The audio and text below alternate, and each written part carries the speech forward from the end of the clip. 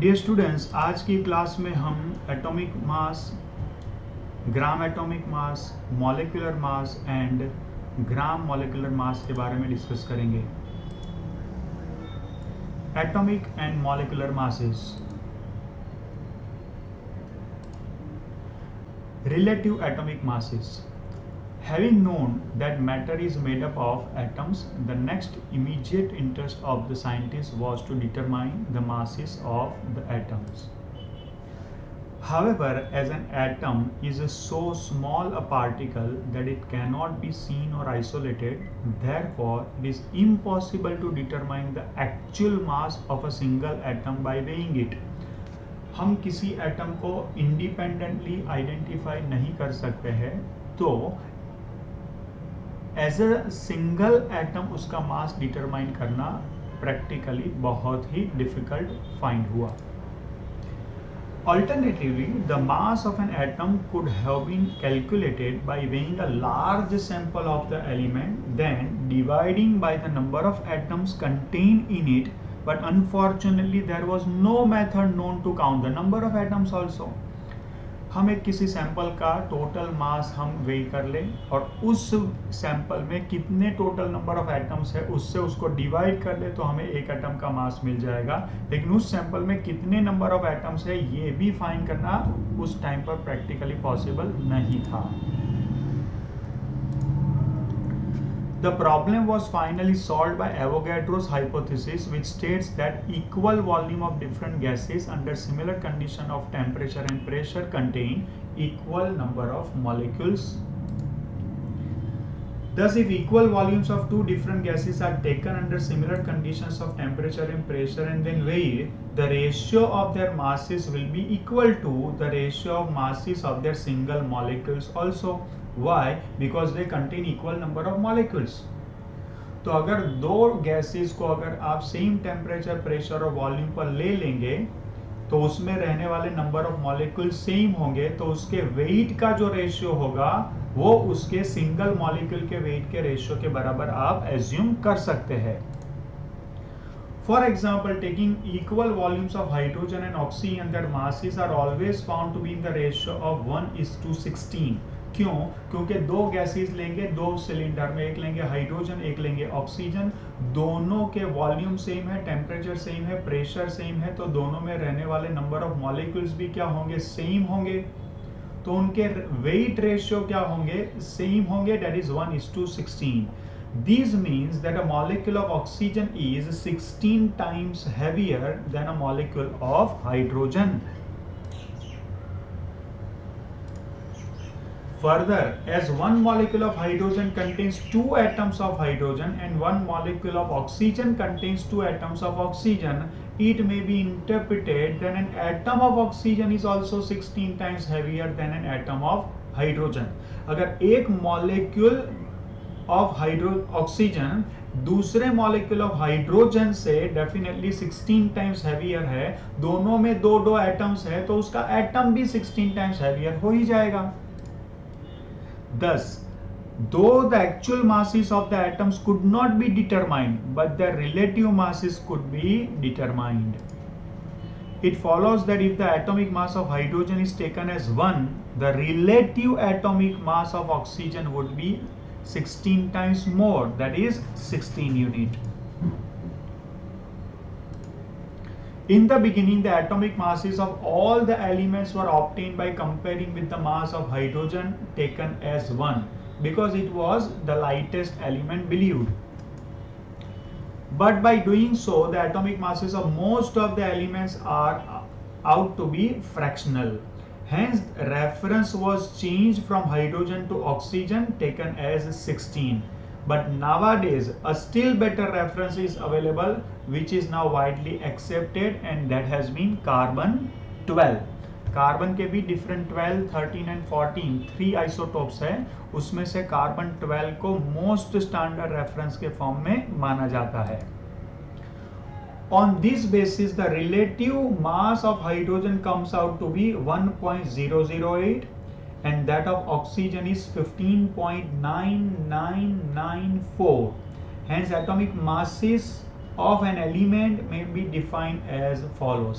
ये वैल्यूज याद रखें, हाइड्रोजन का मास होगा 1.008 एंड ऑक्सीजन का मास होगा 15.9994. The atomic mass of an element is the number of times an atom of that element is heavier than 1/12 an atom of carbon taken as 12. तो C12 जो है कार्बन 12 का अगर आप 1/12 मास कर देंगे, उसकी कंपैरिजन में कोई एलिमेंट का एटम कितने टाइम्स हैवी है उससे उसका रिलेटिव एटॉमिक मास माना जाएगा. अब इसे समझिए कि कार्बन 12 जो है उसमें कौन होगा. कार्बन 12 जो है उसमें 6 प्रोटॉन्स होंगे, 6 न्यूट्रॉन्स होंगे. हमें पता है कि कोई भी एटम के अंदर प्रोटॉन, न्यूट्रॉन्स और इलेक्ट्रॉन्स होते हैं, जिसमें इलेक्ट्रॉन्स का मास नेग्लिजिबल है और प्रोटॉन और न्यूट्रॉन का मास ऑलमोस्ट सिमिलर है. तो जो कुछ भी मास होगा वो प्रोटॉन और न्यूट्रॉन के मास के बराबर होगा, जिसमें प्रोटॉन और न्यूट्रॉन का मास हम ऑलमोस्ट सेम कंसीडर कर सकते हैं. तो इसका मतलब ये हुआ कि कोई भी एटम के अंदर न्यूक्लियॉन्स का जो मास होगा वो उस एटम का मास हो जाएगा. अब कार्बन को ध्यान से देखें तो उसमें 6 प्रोटॉन्स है, 6 न्यूट्रॉन्स है, कुल मिलाकर 12 न्यूक्लियॉन्स है. और 12 न्यूक्लियॉन्स का मास हम एग्जैक्टली एक्सेप्ट करके चल रहे हैं कि वो 12 है.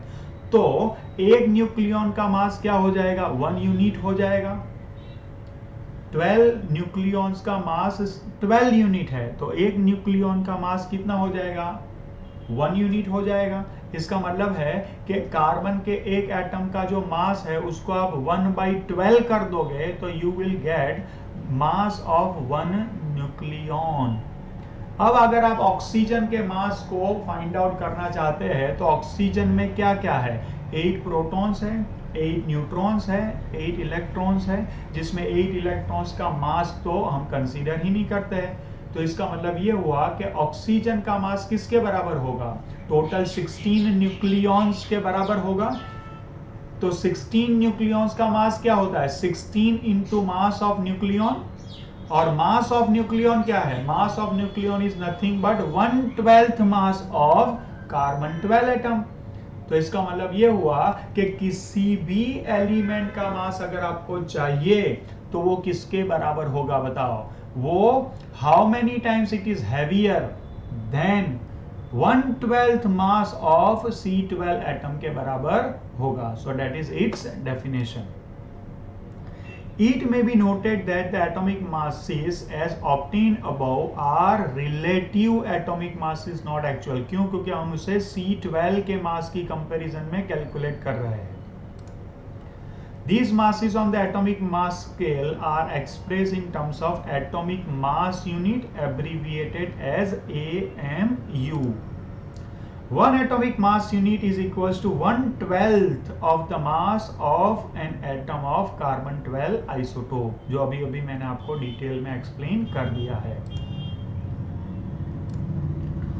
Thus the atomic mass of hydrogen is 1.008 AMU, while that of oxygen is 15.9994 AMU, almost taken as 16 AMU. It is found that in a number of cases atoms of the same elements possess different masses and they are called isotopes. Thus in such cases the atomic mass of the element is taken as the average value. इसके numericals हम solve कर चुके हैं. Like for example, ordinary chlorine is a mixture of two isotopes with atomic masses 35U and 37U and they are present in the ratio of 3:1, या तो 75% and 25%.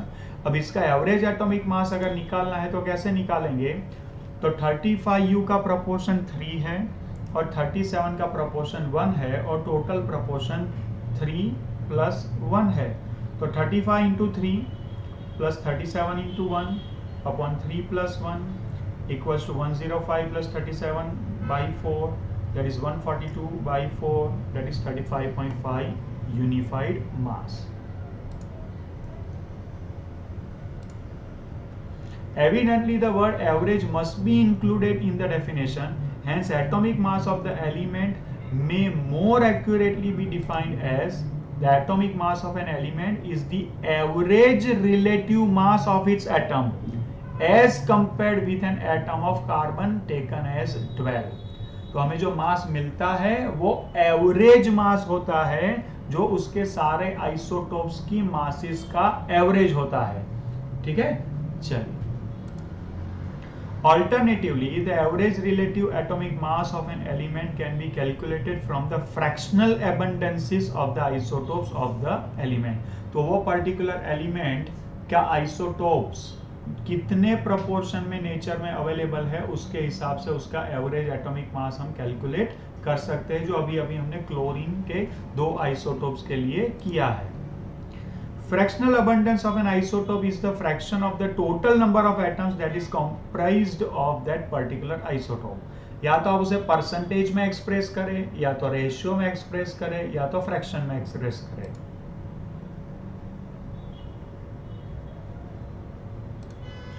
For example, naturally occurring neon consists of 3 isotopes, the mass numbers of which and their fractional abundance is given. You can check.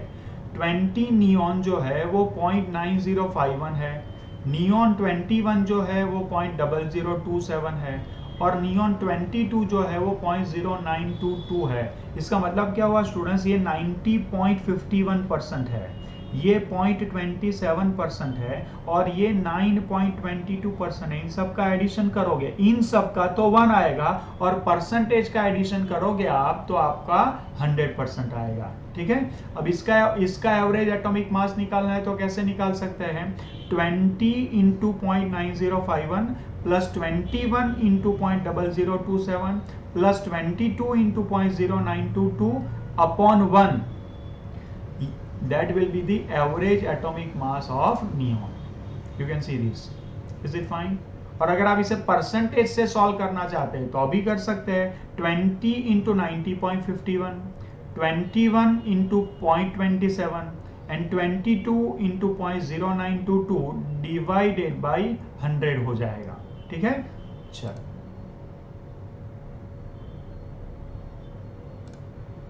Lastly, it may be pointed out that naturally occurring carbon contains 3 isotopes of carbon with atomic masses 12, 13 and 14 unified mass. It is the carbon 12 isotope that is taken as a reference on the atomic mass scale.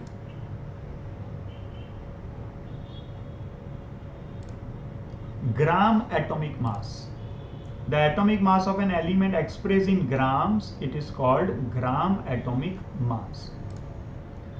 This amount of element is taken is called 1 gram atom. So atomic mass of oxygen is 16 AMU, but gram atomic mass of oxygen which is nothing but 1 gram atom of oxygen. और आपको पता है कि gram atom is a single word indicating mole atom. तो 1 mole of atom का मास क्या हो जाएगा, 16 ग्राम ही हो जाएगा. तो ध्यान रखना कि 1 AMU इक्वल्स टू क्या होता है, 1 अपॉन एवोगैड्रो नंबर ग्राम होता है. ध्यान रखना, 1 upon Avogadro number gram. Be careful. 1 AMU is nothing but 1 upon Avogadro gram.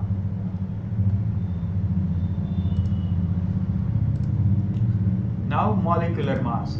Molecular mass of a substance refers to the relative mass of its molecule and is defined in a manner similar to atomic mass.